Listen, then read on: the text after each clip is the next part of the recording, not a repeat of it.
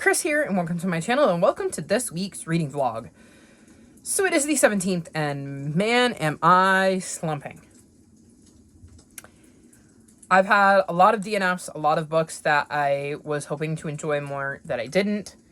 I'm currently in the midst of Until the End, which is the 15th book in the Skullduggery Pleasant series, and it is not what I want to be reading. This series has gone like this as we've gotten to the end, but I really just want to finish it so I can mark it off my series to continue and move on.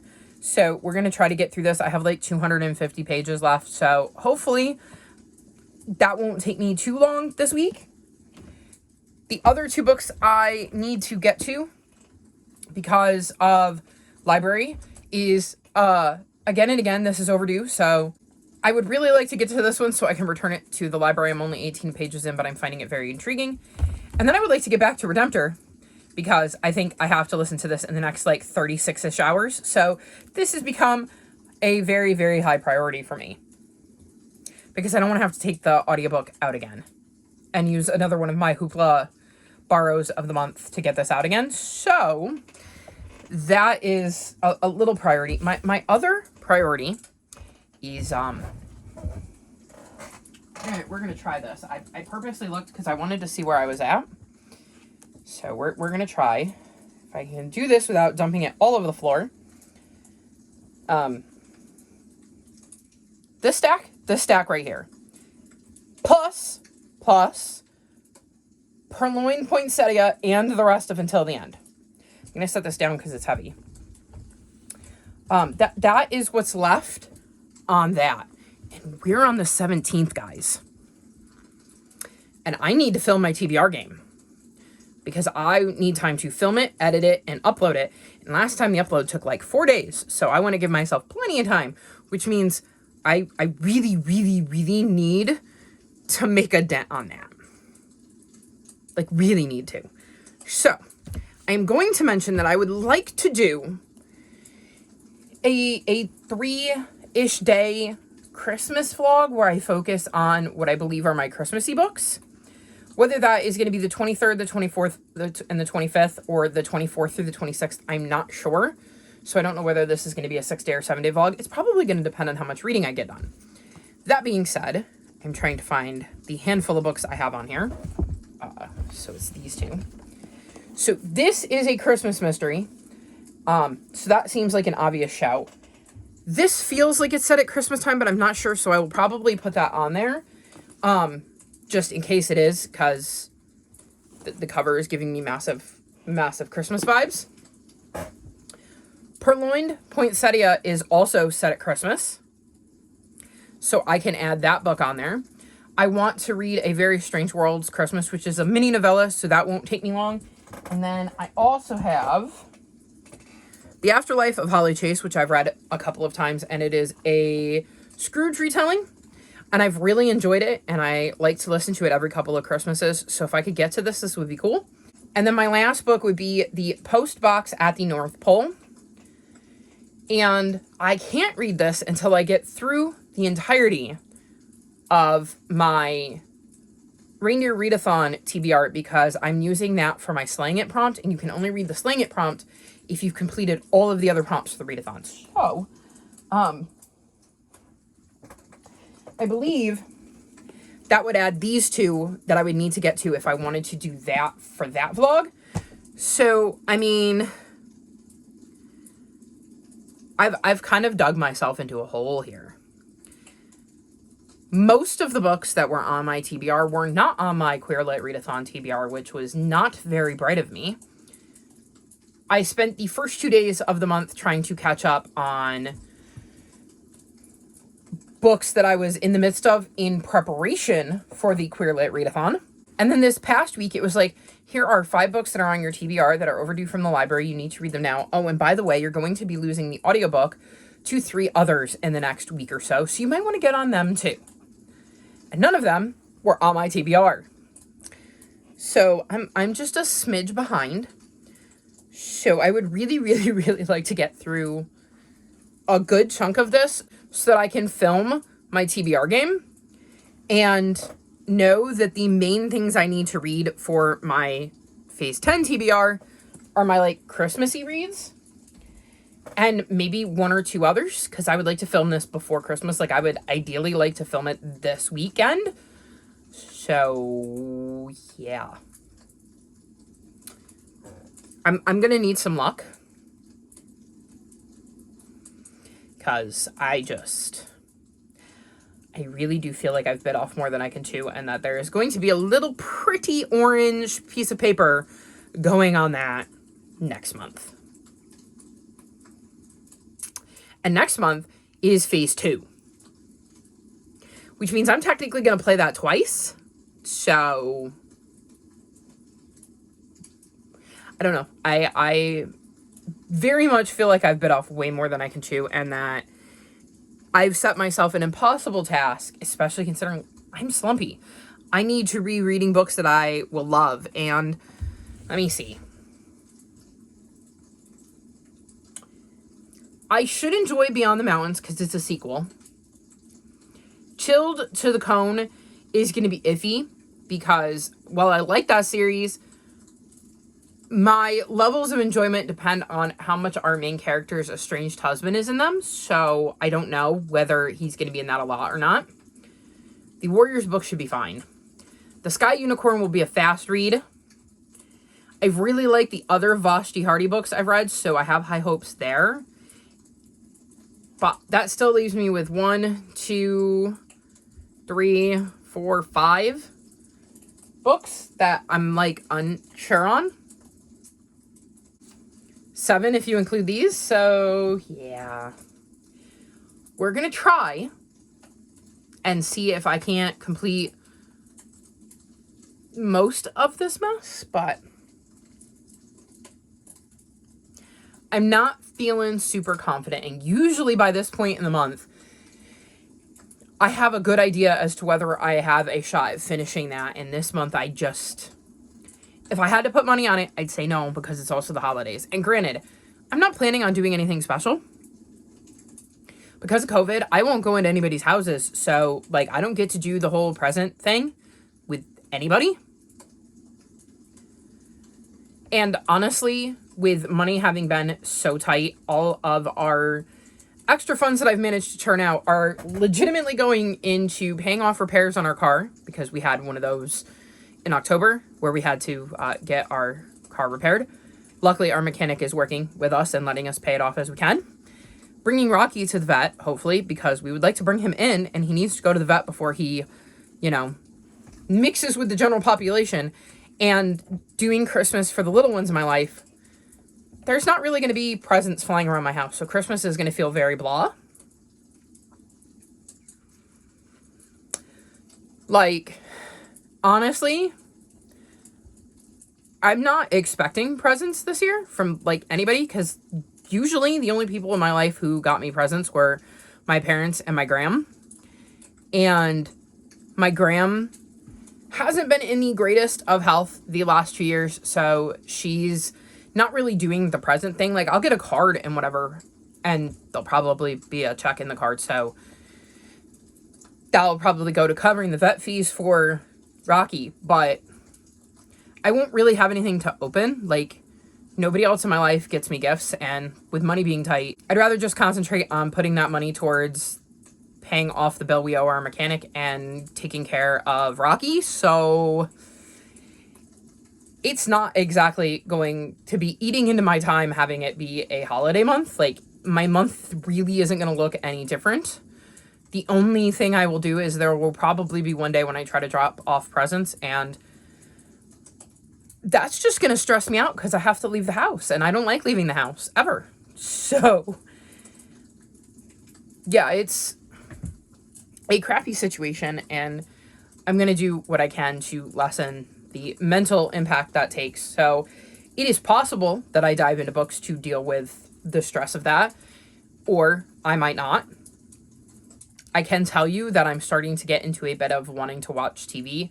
I do really like me a Christmas movie, so I could end up going that route, and if that is better for my mental health, then I will risk the punishment on that board, because it's just not worth screwing with my mental health.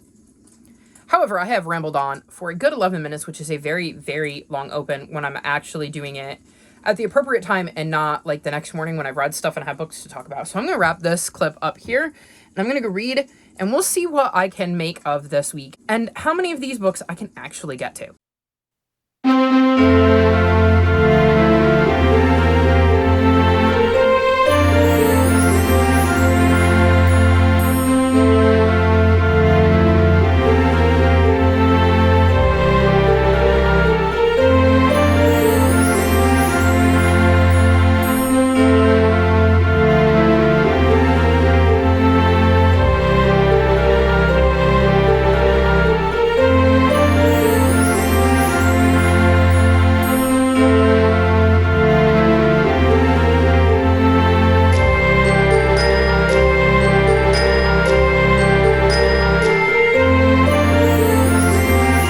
So it is around 1:30 in the morning on the 21st, and I thought I should check in.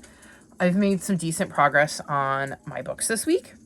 I'm feeling a little less slumpy and hoping that I've kind of gotten out of that rut, because I, as you know, based on the beginning of the video, really needed to.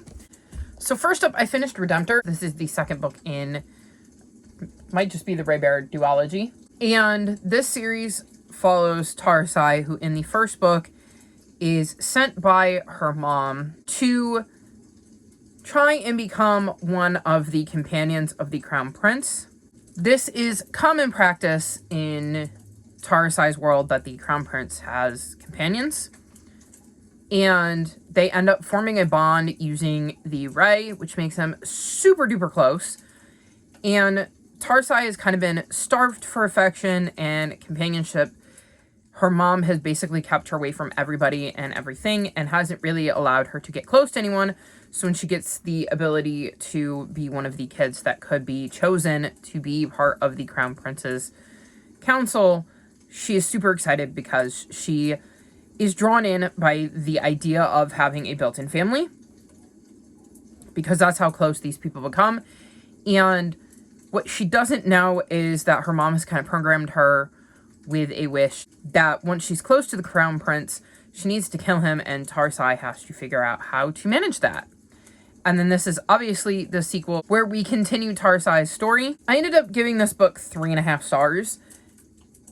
It might have got more had I read it back to back with the first book, but there is a plot point that was very important throughout the book, and I felt like it just wrapped up way too easy.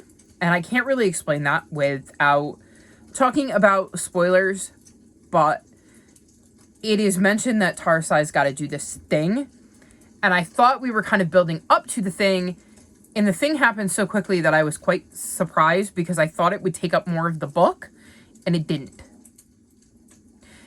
And that kind of disappointed me, because it felt like it had all this build and then just didn't live up to the way I had imagined it in my head. I don't remember how exactly the first book ended, so I'm kind of wondering if I would have enjoyed it better if I had just not read book 2. Like, if I could have been satisfied with the way the story ended with book 1, because it's been a while since I've read book 1.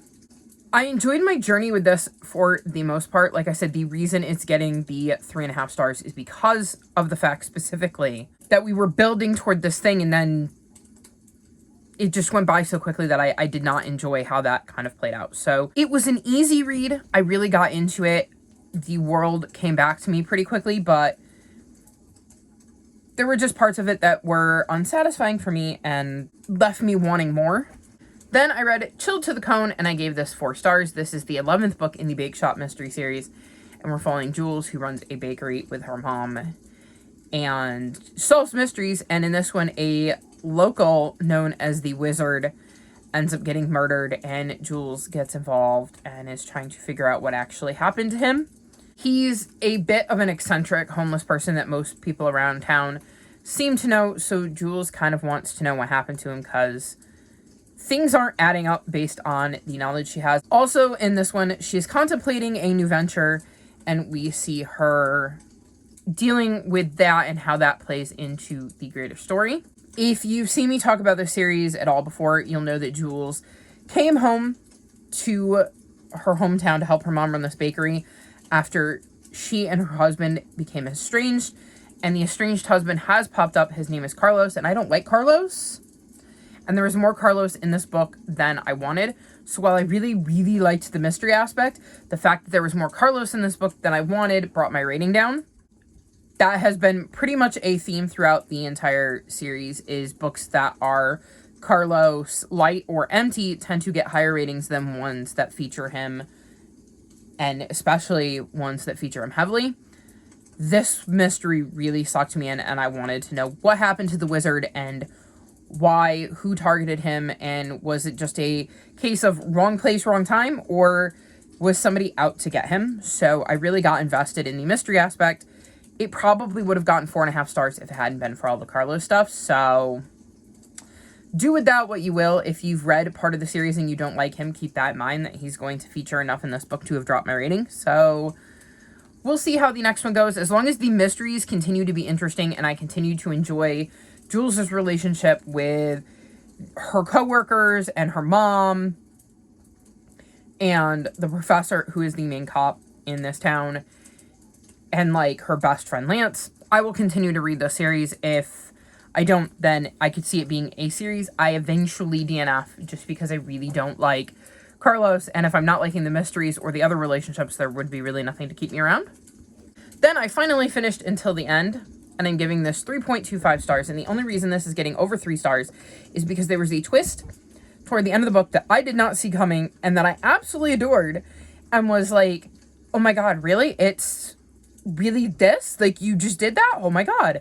So that is why it's getting 3.25 stars, because there was a twist that in hindsight makes complete sense, but that I didn't see coming, and I really enjoyed the twist. There was, however, some other stuff that happened in this book that I did not like at all. This book ends, and it says, where is it? Skullduggery Pleasant will return. And I went, wait, what? Because when I started this series, it was a 15-book series. And when I chose it to be one of my series to continue for 2023, it was a 15-book series. And I have since found out that there is going to be a new trilogy added on to this series. And while looking into this, I realized that there were multiple phases of this series. So the first phase, I believe, was the first 9 books of the series. Then the second phase was the last 6. And now the third phase is going to be 3. And my enjoyment of the series has gone whoop. So I'm wondering if I was basing it on the first 9 books, I would have enjoyed it more. Because it feels like, for the last 2 books especially, they had to give us a reason to keep the story going, which makes me wonder if when he was coming up with phase 2, he had to come up with a reason to give us more books. And this book has drastically changed since the beginning. So in the beginning, we meet 12-year-old Stephanie, whose uncle has just died. And when she's at his funeral, she meets a skeleton named Skullduggery Pleasant, who makes her realize there's a world of magic, and she ends up investigating cases with him. And by this point, she's an adult. She is not that naive 12-year-old kid anymore, which completely changes the dynamic of the entire series. And I think that is part of why my enjoyment of it started going down, because it didn't feel the same. So, that being said, I have no intention of reading the trilogy because I am no longer interested in this series. I definitely had to slog my way through the last few books, and while they were all right, they weren't something I enjoyed, and this one was a battle. It was basically one of the last things I wanted to be reading, and if I didn't have it out of the library, I would have had no incentive to request it from the library or pick it up. If it hadn't been a series to continue, I'd have put it down ages ago, like maybe right around the time the phases switched. So I'm not really going to miss this, and I will put it on my DNF sheet since there are technically 3 more books that will be released in this world. But for me, I'm done. I'm good with where this story left off, because at least with the phases, they're kind of complete. I don't need to know what's going to happen with the rest of the story, and I'm just very much done with this series. Then I read again and again, and I gave this 3.25 stars. So this follows a man named Eugene, who is at a like retirement home or nursing home, long-term care facility, like that kind of a venue. And he ends up chatting with a janitor there named Angel. And he starts telling Angel about his past lives. He's lived for 1,000 years. He's lived in all different sorts of lands. He's been male, female. He's even been a cat. And we follow as he shares these stories with Angel. And sometimes we hear him just telling details to Angel. Other times we're actually in those time periods as if the story is happening in current day. But we know that he is telling this bit of the story to Angel, because then we see Angel and his reaction to the bit of story we just heard. And I was intrigued. I got sucked in very, very quickly and was very interested in Eugene's story and finding out about his past lives and his great love, and how it took him 1,000 years to finally cross paths with her again in this life. And I was all set to give this over 4 stars, and then the ending happened, and I was massively disappointed in the ending. This felt like it had way too many loose threads. I have way too many questions left about all sorts of different things, and it left me massively unsatisfied because I need to know answers that I don't have. And I don't usually like books that end open-ended, where you can kind of decide what you want the ending to be, and I think that maybe that's what the author was going for, but I wanted definitive answers because of the way the story was set up, and I just didn't get them. So while I really enjoyed the journey I went through on this one and got, like I said, invested in the story, and especially Eugene and Angel's relationship, I just struggled hard to accept that the book was over when I got done, and that definitely brought it down probably an entire star. And then the last book I finished so far this week is A Bird Will Soar, and I gave this one 4.25 stars. So this book follows Axel, and Axel is really into birds, and he's got an interesting relationship with his parents. His dad's not around, and he really struggles with his mom.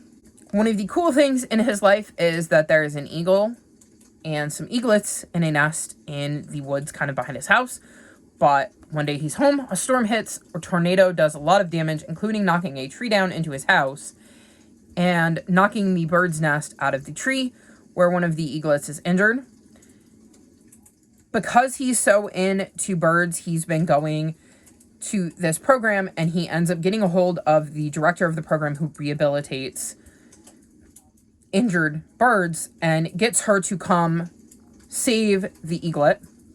At the same time, his dad shows up again to help fix the house, and he learns his parents have been keeping secrets from him, and he's just kind of really struggling with that while also keeping tabs on what's going on with the eaglet. And I really enjoyed this. I liked being in Axel's head. I liked seeing his view of the world.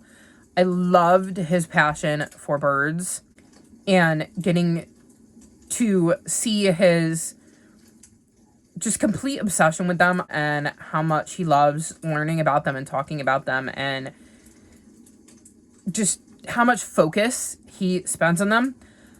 I liked the way he handled things with his parents and what was going on there.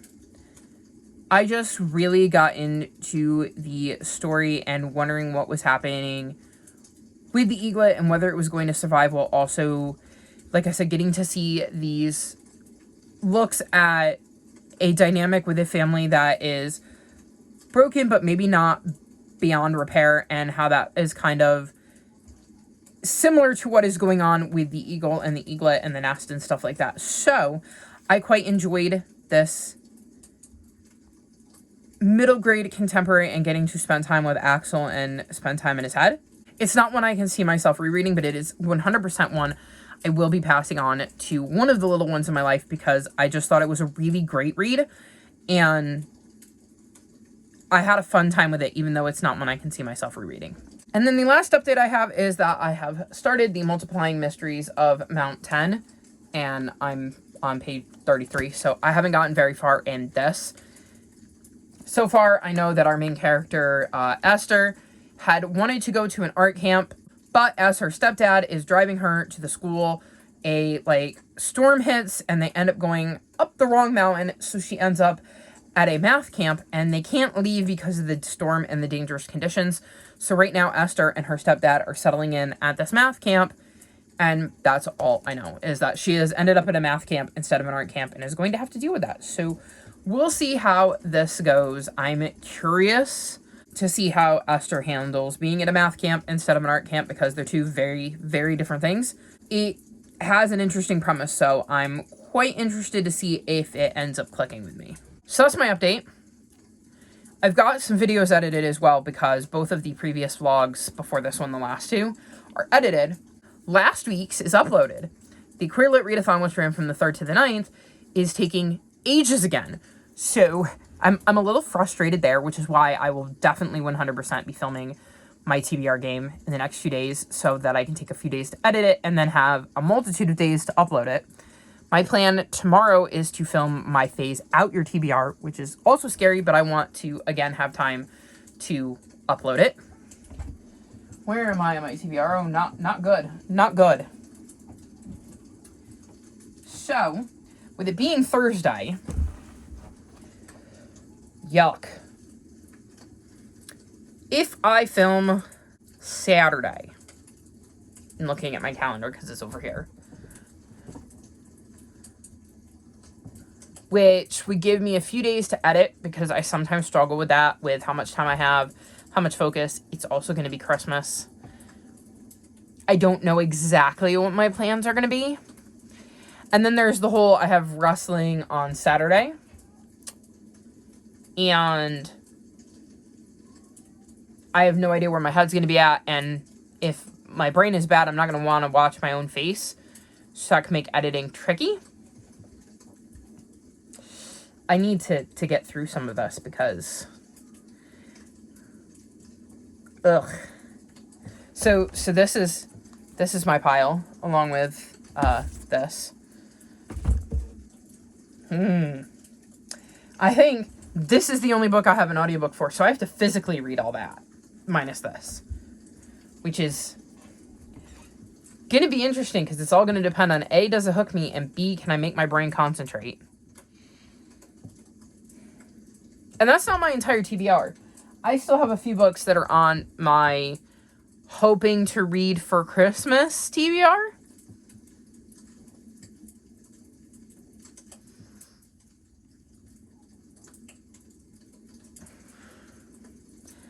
I think that I need to be through probably... I have 1, 2, 3, 4, 5, 6, 7, 8. At least 5 of these in the next 3 days to be able to feel comfortable giving myself a reward. Because ideally, I'm going to do my kind of Christmassy vlog and I'll still have 5 or 6 days. So if I can get this down to like 3 books, I feel like that's doable. I am definitely biting off more than I can chew here, though.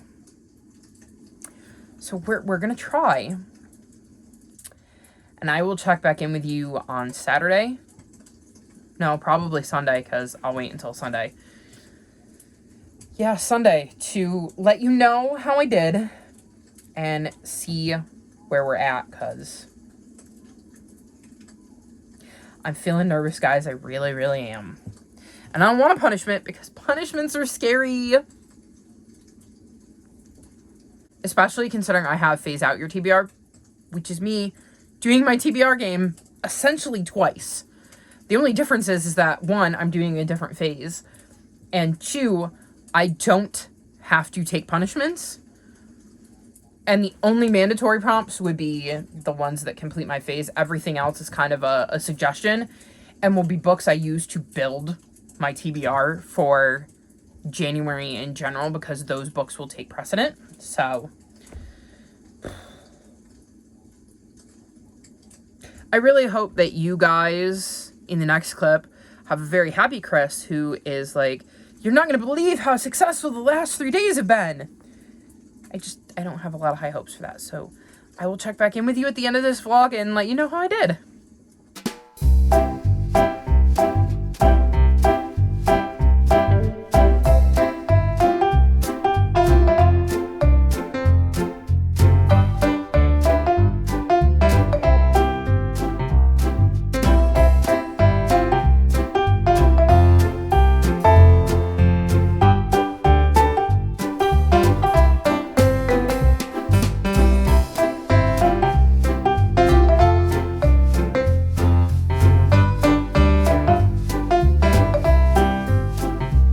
So it is officially Christmas Eve, which means it is time to wrap this vlog up. And I forgot how busy I get around Christmas, despite the fact that I don't really do much for Christmas these days. I spent several hours last night picking out books for the little ones in my life, and there's 12 of them now. So it took me a while to sort through all of the books and go, okay, I think I'll go these books for this one and that book for this one. And is this book appropriate for this age? And all of that lovely stuff. And it's hard because I don't really see these kids, so I don't know what kind of books they're into and what reading level they're at. Like, I'm doing my best given how infrequently I see them because of the fact that I have my issues with germs. But at the same time, like, trying to remember, okay, what was I reading at that age? And then trying to base it on that. It ended up taking us hours last night. And then I had to leave the house today to do a last minute grocery run.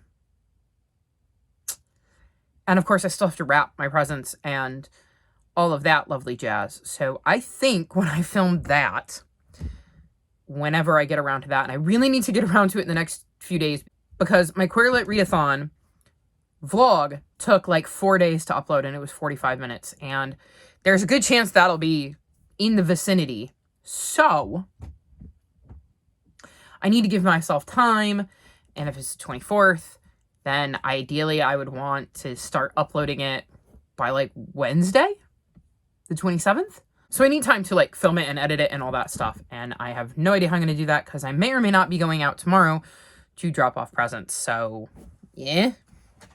But I think I'm going to have to accept defeat and accept a punishment, because here's what I've read. So I finished the Multiplying Mysteries of Mount 10, and I'm giving this 3 stars. This follows Esther, and she is on her way to art camp when she accidentally ends up at a math camp because there's like a storm, and her stepdad ends up driving to the wrong camp.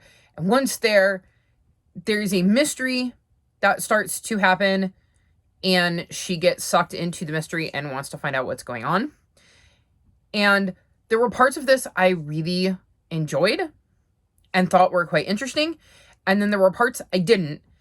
And it is hard because I think that some of the reasons I didn't like it were exactly the reasons I would have loved it as a middle grader. I figured things out very quickly. Like what was going on and what the mystery was and how to solve the mystery. And it became very, very simple for me. But I love those kinds of puzzles that are used in here and the way the mystery is crafted. And so I think I would have loved that when I was a middle grader. But because it is something I'm interested in, it became very easy to solve as an adult. So I think that brought my rating down because I couldn't get into the mystery because I had figured it out very quickly. So that's not the fault of the book. That's a me thing. So I definitely think this is one I will pass on to the little ones in my life at some point because it's got a very interesting premise. And like I said, I would have been really into this as a middle grader. It just didn't work for me as an adult because I'm an adult. So like the mystery was too simple for me and was too easy to figure out. So then I read India No More and I gave this 4 stars. This follows Regina, who is part of the Umpqua tribe. And it was 1957, and the federal government enacts a law that basically says their tribe no longer exists. So she and her family have to kind of figure out how to survive when they don't have their reservation anymore in their land and the protections that they used to have. And we're following Regina's journey as she deals with feeling like an Indian no more because of the fact that those protections got ripped away from her, and it feels like in some ways it is kind of stolen part of her identity. And this is based on a true story. These are things that actually happened. This is an Own Voices book, so the author was writing from personal experience. Interestingly enough, the author died before she could finish writing this book, and another author took it up, and she is part of the Cherokee Nation. So I love the fact that it talks about, and the author's note and the acknowledgments and stuff like that, how Tracy worked really, really hard to make sure that she had all of the details right and fulfilled Charlene's vision, because she obviously comes from a different tribe and the customs aren't all the same. And so she really wanted to make sure that she had all of the details right. And I really appreciated that detail at the end of how she kind of went about fact checking and making sure she had everything right and was able to kind of bring that vision that Charlene had of this book. I thought it was really interesting to see just Regina's journey and the things her family went through as they tried to deal with this major upheaval in their life. And I think this is quite the interesting middle grade that taught me something about a, again, bit of history I didn't know about. Then I read Secrets of the Clans, which is part of this omnibus, and I gave this 3.5 stars. So this is just basically a field guide in the Warriors series, and what a field guide does is break down part of the Warriors' lives. So, there's Code of the Clans, there's Battles of the Clans, which would focus all on the battles. Code focused all on the code. This is Secrets of the Clans, and it teaches us all different things. So we have, histories of the clans. It gives us an overview of each of the 4 clans and their territories and important cats, both leaders and medicine cats and stuff like that. We learn about prophecies and the medicine cats and different kinds of cats that aren't part of the clans. And it just gives us kind of an overview of how clans work, as told to us by some of the cats that we've met along the way. The reason this gets 3.5 stars is because a lot of it I know. And the other interesting thing is that I would love to compare this to Dawn of the Clans. So one of the things this does is mentions very briefly how the clan started to be. So it mentions some of the origins. And then the 5th arc in the Warrior series is Dawn of the Clans. And instead of following chronological order like the first 4 arcs do, because the way those arcs are laid out is the 2nd arc is chronologically after the 1st and so on and so forth. The 5th arc actually goes back to the Dawn of the Clans and tells us all about how the clans formed. And I think it would be really, really interesting to see what the differences are, because I very much think that the Aarons got some ideas for how the clans started after they wrote this that they put in Dawn of the Clans that does not make sense with the way this is written. I don't know. I think that was written first. Where is my Dawn of the Clans book? I think this is the first one. Hang on. Yeah. Okay. I have all of my Warriors books on a shelf over here. Well, actually, all of my Aaron Hunter books. It's a box set, the first 3 of Dawn of the Clans, and they don't want to come out. Because I want to see when this was published as compared to when that was published. Because I don't know which order they were like. So this says copyright 2013. So this would be the first book in that series. And now I know the omnibus is going to possibly have a different copyright date. Let me see. Enter the Clans, copyright 2012. Secrets of the Clans, copyright 2007. So this whole omnibus was released before that book came out, but this was released in 2007. So 6 years before they published this. So yeah, I definitely think there are ideas in here that don't necessarily match up with some of the details we have in here. And I would love to know if that was intentional, as in they were rating it based on the details that the cats that were telling us the story knew, or how much of this was supposed to just be general knowledge that was coming from the authors. And yeah, just it brought my rating down because I know things don't quite match up to this based on my reading of this series. So again, I don't know if that was intentional or if it was one of those things where they had some ideas and decided to kind of retcon some of this, which could work with the idea that the cats who wrote this didn't know. If you're saying that the whole book is kind of given to us from Kat's perspective, if that makes sense. Because then you could argue that the cats that contributed to this book or this guide didn't know these details, so they couldn't have included them, so they were only basing it on what they knew. It's just interesting.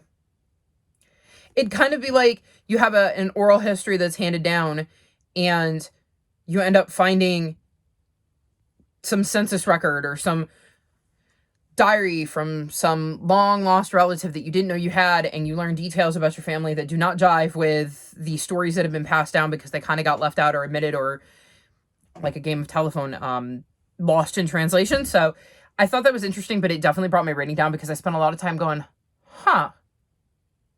Because it's been a while since I've read this one, so it almost makes me want to reread that series and compare it to this and see, because there is literally a scene. Where is it? I'm not going to show you, but I'm trying to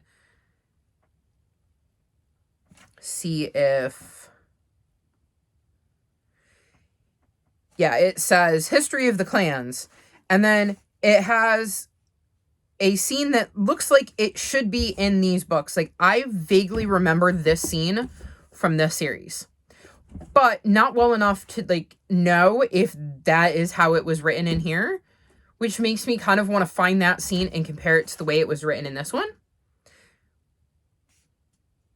But yeah, that's interesting. And like I said, it has a list of significant leaders, and the first leader on every clan's thing is the very first leader from Dawn of the Clans, where the clans form, and we get to see how leaders were chosen in Medicine Cats and all of that. And I don't know that the descriptions of them match my memories of the way they were described in here. So it also, again, makes me want to reread that series to see how it jives. But this wasn't my favorite. But like I said, it could be because I'm looking at it from the lens of, I didn't read this when it was written. I read it after the fact, and they've released books since then that may or may not contradict this, and it may or may not be on purpose. So yeah, grain of salt with that, but 3.5, I think, is a fair rating given my questions and my kind of wondering if there are plot holes or if those were intentional. I needed an audiobook, and none of the audiobooks that I had access to that weren't my Christmassy ones were part of my TBR for this week. So I ended up picking up Bullets and Silver, and I'm on page 130. And this is a historical fiction Western, which is different. And this is the second book in the Caleb Marlowe series. And we're obviously following Caleb Marlowe, and he lives in a Western town. You know, think old-timey Western saloons like Gunsmoke, Bonanza, those kinds of towns. In this one, Caleb is dealing with a blast from the past that he wasn't expecting and has to kind of figure out how he is going to handle that. I really, really enjoy book 1. I'm enjoying book 2 so far. I feel like we're just starting to get into the nitty-gritty, and we're really going to be able to start to sink our teeth into it. So very curious to see where this ends up going. And it definitely gives me like Gunsmoke and Bonanza vibes. So if those are shows you like, you might like this kind of book, because that's what it reminds me of. And then the other update I have, I don't think I'm forgetting anything, is I'm on page 4 of this. So I have no thoughts whatsoever, because I managed to read like 3.5 pages today. Which is why I'm pretty sure I'm going to have to put a punishment on there, because I have Tales of Ancient Egypt, Crowfall, Beyond the Mountain, Whispers Beyond the Veil, The Sky Unicorn, God Rest Ye Murdered Gentlemen, and what's this called? Pause to Remember, and Purloined Poinsettia to finish in the next week. Is it possible I do it? Yes. Do I want the stress of it hanging over my head because I decided to put a reward on the board? No. So I'm probably going to put a punishment on the board, and that will take a lot of the pressure off, which means I could kind of move a read if I wanted to or needed to. I don't have to feel like I have this entire pile of books hanging over my head. So that'll probably be what I do. Especially considering I have no idea how the next 2 days are going to go. I'm going to be doing a Christmas vlog where I work on some holiday books, but I don't know how that is going to play out because, like I said, I'm probably going to be busier than I think I'm going to be, even though I would really just rather stay home and curl up in my bed and do nothing but read.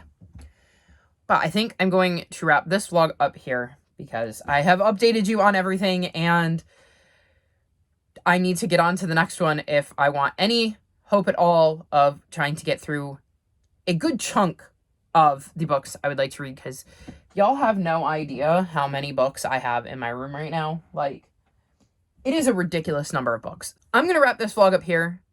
All of my social media is linked in the description below if you'd like to come chat with me. If you've made it this far in the video, leave me a snowman emoji. There's got to be a snowman. I'm looking at my calendar. There's a snowman on it, a wreath, a squirrel. I went, oh, snowman. I've done squirrel recently, but not snowman. Like this video and subscribe to my channel, and I'll talk to you next time. Bye!